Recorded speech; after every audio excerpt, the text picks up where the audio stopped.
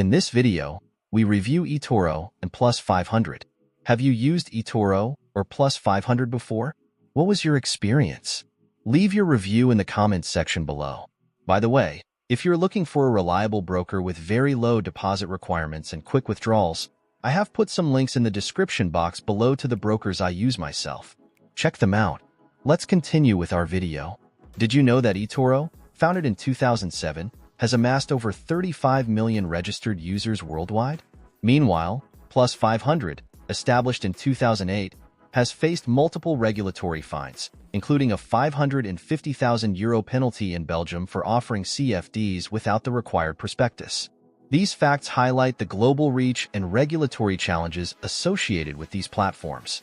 eToro and Plus500 are prominent online trading platforms offering contracts for difference, CFDs, across various assets, including stocks, commodities, and cryptocurrencies.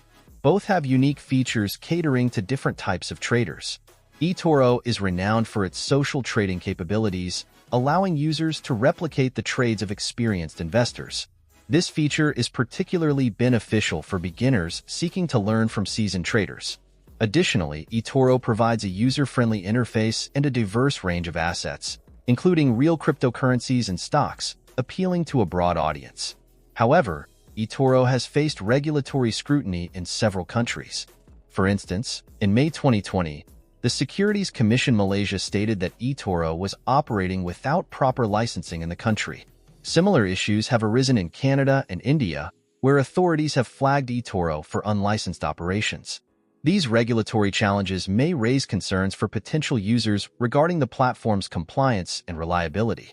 Plus500 offers a straightforward platform with a wide array of CFDs, appealing to traders interested in leverage products.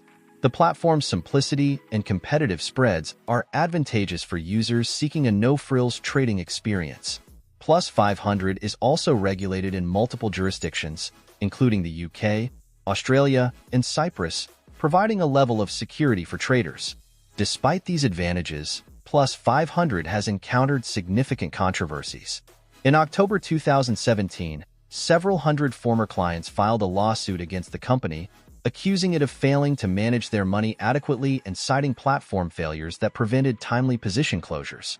Additionally, in April 2017, Plus500 paid a €550,000 fine to Belgium's Financial Services and Markets Authority for offering CFDs without the required prospectus.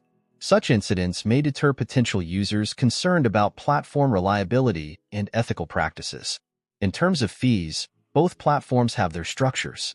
eToro offers commission-free trading on certain assets but charges spreads and withdrawal fees.